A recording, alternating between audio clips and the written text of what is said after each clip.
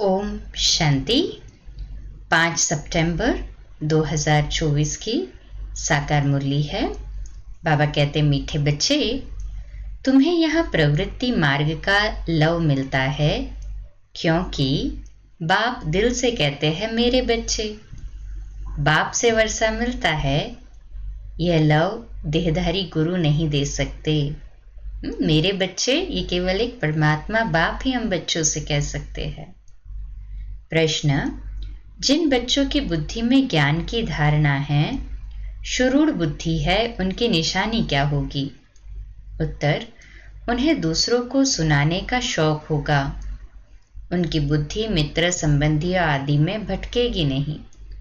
शुरूढ़ बुद्धि जो होते हैं वह पढ़ाई में कभी उबासी आदि नहीं लेंगे। स्कूल में कभी आंखें बंद करके नहीं बैठेंगे। जो बच्चे तवाई होकर बैठते, जिनकी बुद्धि इधर उधर भटकती रहती, वह ज्ञान को समझते ही नहीं। उनके लिए बाप को याद करना बड़ा मुश्किल है। ओम शांति। यह है बाप और बच्चों का मेला। गुरु और चेले अथवा शिष्यों का मेला नहीं है। इन गुरु लोगों की दृष्टि रहती है कि यह हमारे शिष्य है अथवा फॉलोवर्स व जिज्ञासु है। हल्की दृष्टि हो गई ना, वह उस दृष्टि से ही देखेंगे, आत्मा को नहीं। वह देखते हैं शरीरों को, और वह चेले भी देह अभिमानी होकर बैठते हैं। उनको अपना गुरु समझते हैं। दृष्टि ही वह रहती है कि हमारा गुरु है। गुरु के लिए रिगार्ड रखते हैं। यहाँ तो बहुत फर्क है। यहाँ बाप ही बच्चों का रिगार्ड रखते हैं। जानते हैं इन बच्चों को पढ़ाना है। ये सृष्टि चक्र कैसे फिरता है, बेहद की हिस्ट्री ज्योग्राफी बच्चों को समझानी है। उन गुरुओं की दिल में बच्चे का लव नहीं होगा। बाप के पास तो बच्चों का बहुत लव रहता है, और बच्चों का भी बाप पर लव रहता है। तुम जानते हो, बाबा तो हमको सृष्टि चक्र का ज्ञान सुनाते हैं। वह क्या समझाते हैं? आधा कल्प शास्त्र आदि सुनाते, भक्ति के कर्मकांड करते, गायत्री संध्या आदि सिखाते रहते हैं। वो गुरु, ये तो बाप आया हुआ है, अपना परिचय दे रहे हैं। हम बाप को बिल्कुल नहीं जानते थे, सर्वव्यापी ही कह देते थे। कभी भी पूछो परमात्मा कहाँ है तो झट कहेंगे वह तो सर्वव्यापी है। तुम्हारे पास मनुष्य जब आते हैं तो पूछते हैं यहाँ क्या सिखाया जाता है? बोलो हम राजयोग सिखाते हैं, जिससे तुम मनुष्य से देवता अर्थात राजा बन सकते हो। और कोई सत्संग ऐसा नहीं होगा जो कहे हम मनुष्य से देवता बनने की शिक्षा देते हैं। देवताएं होते हैं सतयुग में, कलयुग में है मनुष्य। अब हम तुमको सारे सृष्टि चक्र का राज समझाते हैं, जिससे तुम चक्रवर्ती राजा बन जाएंगे।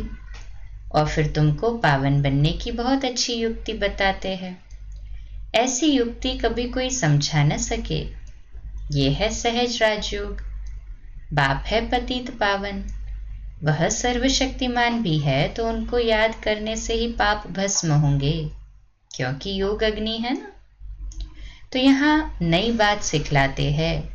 ये ज्ञान मार्ग है। ज्ञान सागर एक ही बाप होता है। ज्ञान और भक्ति अलग अलग है। ज्ञान सिखाने लिए बाप को आना पड़ता है, क्योंकि वही ज्ञान का सागर है। वह खुद आकर अपना परिचय देते हैं कि मैं सबका बाप हूँ।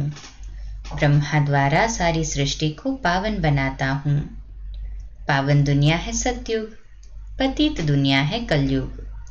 तो सतयुग आदि कलयुग अंत का ये है संगम युग। इनको लीप युग कहा जाता है। इसमें हम जंप मारते हैं। कहाँ? पुरानी दुनिया से नई दुनिया में जंप मारते हैं। वह तो सीढ़ी से आहिस्ते आहिस्ते नीचे उतरते आए। यहाँ तो हम छीछी दुनिया से नई दुनिया में एकदम जंप मारते हैं, सीधा चले जाते हैं ऊपर। पुरानी दुनिया को छोड़ हम नई दुनिया में जाते हैं। ये है बेहद की बात। बेहद की पुरानी दुनिया में ढेर मनुष्य है। नई दुनिया में तो बहुत थोड़े मनुष्य होते हैं, जिसको स्वर्ग कहा जाता है। वहां सब पवित्र रहते हैं। कलयुग में है सब अपवित्र। अपवित्र रावण बनाते हैं। ये तो सबको समझाते हैं कि तुम अब रावण राज्य अथवा पुरानी दुनिया में हो। असल में राम राज्य में थे, जिसको स्वर्ग कहा जाता था।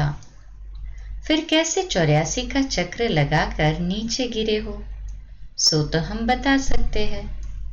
जो अच्छे समझदार होंगे वह झट समझेंगे। जिसको बुद्धि में नहीं आएगा वह तो तवाई के मिसल इधर उधर देखते रहेंगे, अटेंशन से सुनेंगे नहीं। कहते हैं ना, तुम तो जैसे तवाई हो। सन्यासी लोग भी जब कथा बैठ सुनाते हैं तो कोई झुटका खाते हैं या अटेंशन और तरफ रहता है, तो अचानक उनसे पूछते हैं क्या सुनाया। बाप भी सबको देखते रहते हैं, कोई तवाई तो नहीं बैठे हैं। अच्छे शुरूढ़ बच्चे जो होते हैं वह पढ़ाई में कभी उबासी आदि नहीं लेंगे। स्कूल में कभी कोई आंखें बंद करके बैठे, ये तो कायदा नहीं। कुछ भी ज्ञान को समझते नहीं। बाप को याद करना उन्हों के लिए बड़ा मुश्किल है। फिर पाप कैसे कटे। शुरूढ़ बुद्धि तो अच्छी रीति से धारण कर औरों को सुनाने का शौक रखते हैं। ज्ञान नहीं है तो बुद्धि मित्र संबंधियों की तरफ भटकती रहती है। यहाँ तो बाप कहते हैं और सब कुछ भूल जाना है, पिछाड़ी में कुछ भी याद न आए। बाबा ने सन्यासियों आदि को देखा हुआ है, जो पक्के ब्रह्म ज्ञानी होते हैं, सवेरे ऐसे बैठे बैठे ब्रह्म महतत्व को याद करते करते शरीर छोड़ देते हैं। उनके शांति का प्रभाव बहुत होता है। अब वह ब्रह्म में लीन तो हो न सके, फिर भी माता के गर्भ से जन्म लेना पड़ता है। बाप ने समझाया है, वास्तव में महात्मा तो श्री कृष्ण को कहा जाता है। मनुष्य तो बिगर अर्थ समझे ऐसे ही कह देते हैं।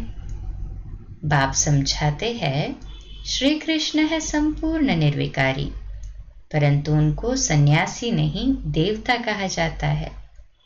सन्यासी कहना व देवता कहना उनका भी अर्थ है। ये देवता कैसे बना? सन्यासी से देवता बना। बेहद का सन्यास किया, फिर चले गए नई दुनिया में। वह तो हद का सन्यास करते हैं, बेहद में जा न सके। हद में ही पुनर्जन्म लेना पड़े विकार से। बेहद का मालिक बन न सके, राजा रानी कभी बन न सके, क्योंकि उन्हों का धर्म ही अलग है। सन्यास धर्म देवी देवता धर्म नहीं है, दोनों अलग अलग है ना। तो बाप कहते हैं, मैं अधर्म विनाश कर देवी देवता धर्म की स्थापना करता हूँ। विकार भी अधर्म है ना, इसलिए बाप कहते हैं इन सब का विनाश और एक आदि सनातन देवी देवता धर्म की स्थापना करने मुझे आना पड़ता है। भारत में जब सतयुग था तो एक ही धर्म था, वही धर्म फिर अधर्म बनता है। अब तुम फिर से आदि सनातन देवी देवता धर्म स्थापन कर रहे हो। जो जितना पुरुषार्थ करेंगे उतना ऊंच पद पाएंगे। अपने को आत्मा निश्चय करना है। भल गृहस्थ व्यवहार में रहो, उसमें भी जितना हो सके उठते बैठते ये पक्का करो। जैसे भक्त लोग सवेरे उठकर एकांत में बैठ माला जपते हैं, तुम तो सारे दिन का हिसाब निकालते हो। फलाने समय इतनी याद रही, सारे दिन में इतना समय याद रही, टोटल निकालते हो। वह तो सवेरे उठकर माला फेरते हैं। भल कोई सच्चे भक्त नहीं होते हैं। कईयों की बुद्धि तो बाहर कहाँ कहाँ भटकती रहती है। अभी तुम समझते हो भक्ति से फायदा कुछ भी नहीं मिलना है। ये तो है ज्ञान, जिससे बहुत फायदा होता है। अभी तुम्हारी है चढ़ती कला। बाप घड़ी घड़ी कहते मन मना भव। गीता में भी अक्षर है, परंतु उसका अर्थ कोई भी सुना नहीं सकेंगे, जवाब देने आएगा नहीं। वास्तव में उसका अर्थ लिखा हुआ भी है। अपने को आत्मा समझ देह के सब धर्म छोड़ माम एकम याद करो। भगवानुवाच है ना। परंतु उनकी बुद्धि में है श्री कृष्ण भगवान। वह तो देहधारी पुनर्जन्म में आने वाला है ना, उनको भगवान कैसे कह सकते हैं। तो सन्यासी आदि किसी की भी दृष्टि बाप और बच्चों की नहीं हो सकती है। बल गांधी जी को बापूजी कहते हैं, परंतु बाप बच्चे का संबंध नहीं कहेंगे, वो तो रिस्पेक्ट से कहते हैं। वह तो फिर भी साकार का हो गया ना। तुमको तो समझाया है अपने को आत्मा समझो। इसमें जो बाप बैठा है, अर्थात ब्रह्मा बाप के रथ में शिव बाप जो बैठा है, वह है बेहद का बापूजी। लौकिक और पारलौकिक दोनों बाप से वर्षा मिलता है। बापूजी से तो कुछ भी नहीं मिला। अच्छा, भारत की राजधानी वापस मिली, परंतु ये वर्षा तो नहीं कहेंगे। सुख मिलना चाहिए ना। वर्षे होते ही है दो, एक हद के बाप का, दूसरा बेहद के बाप का। ब्रह्मा से भी कोई वर्षा नहीं मिलता है। भल सारी प्रजा का वह पिता है, उनको कहते हैं ग्रेट ग्रेट ग्रैंडफादर। वह खुद कहते हैं मेरे से तुमको कुछ भी वर्षा नहीं मिलता, जबकि ये खुद कहते हैं मेरे से वर्षा नहीं मिल सकता। तो उस बापूजी से फिर क्या वर्षा मिल सकेगा? कुछ भी नहीं। अंग्रेज तो चले गए, अभी क्या है?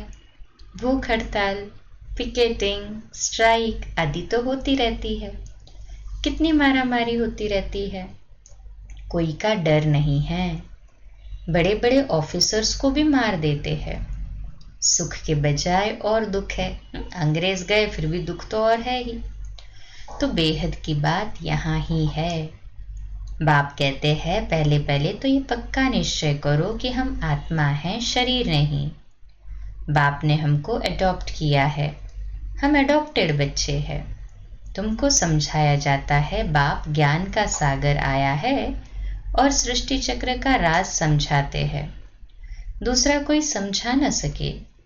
बाप कहते हैं देह सहित देह के सब धर्मों को भूल माम एकम याद करो। सतो प्रधान जरूर बनना पड़े। ये भी जानते हो पुरानी दुनिया का विनाश तो होना ही है। नई दुनिया में बहुत थोड़े होते हैं। कहाँ इतनी करोड़ों आत्माएं और कहाँ 9 लाख। इतने सब कहाँ जाएंगे? अब तुम्हारी बुद्धि में है कि हम सब आत्माएं ऊपर में थी, फिर यहाँ आई है पार्ट बजाने। आत्मा को ही एक्टर कहेंगे। आत्मा एक्ट करती है इस शरीर के साथ। आत्मा को ऑर्गन्स तो चाहिए ना। आत्मा कितनी छोटी है, 84 लाख जन्म है नहीं। हर एक अगर 84 लाख जन्म ले, फिर पार्ट रिपीट कैसे करेंगे? याद नहीं रह सकता, स्मृति से बाहर चला जाए। 84 जन्म भी तुमको याद नहीं रहते, भूल जाते हो। अब तुम बच्चों को बाप को याद कर पवित्र जरूर बनना है। इस योग अग्नि से विकर्म विनाश होंगे, ये भी निश्चय है।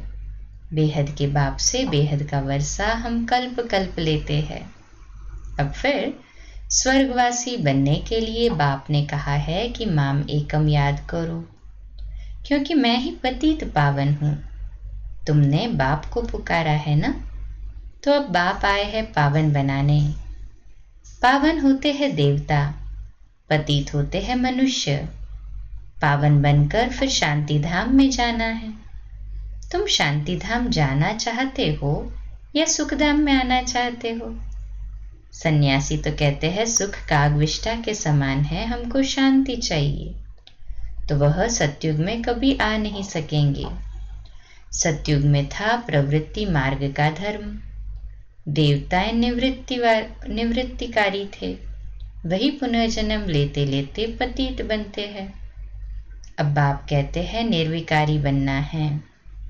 स्वर्ग में चलना है तो मुझे याद करो, तो तुम्हारे पाप कट जाए, पुण्य आत्मा बन जाएंगे, फिर शांति धाम सुख धाम में जाएंगे।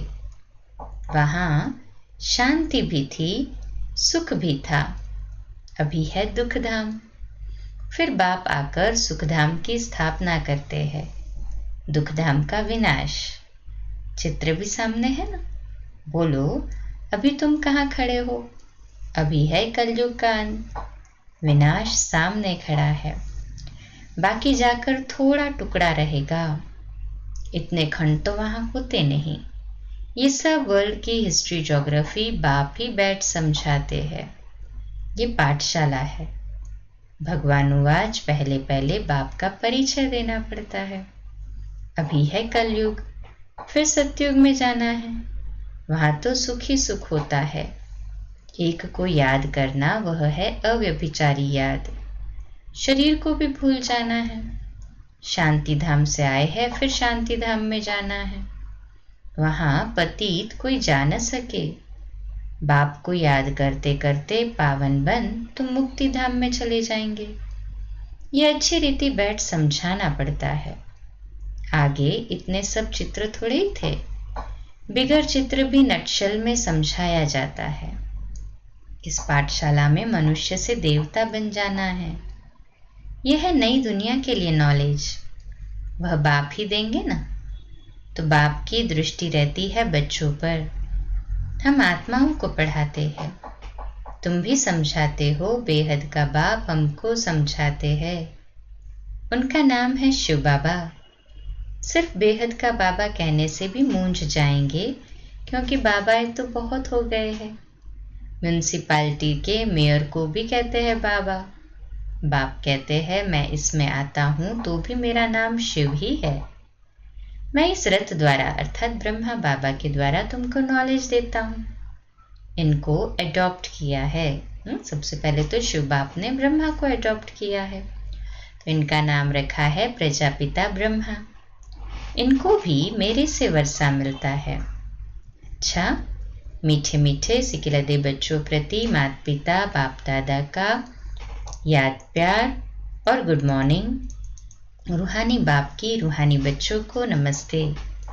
हम रूहानी बच्चों की रूहानी बाप दादा को याद प्यार, गुड मॉर्निंग और नमस्ते। वाह बाबा वाह, शुक्रिया बाबा शुक्रिया। धारणा के लिए मुख्य सार है। पहली पॉइंट, अभी पुरानी दुनिया से नई दुनिया में जंप देने का समय है, इसलिए इस पुरानी दुनिया से बेहद का संन्यास करना है।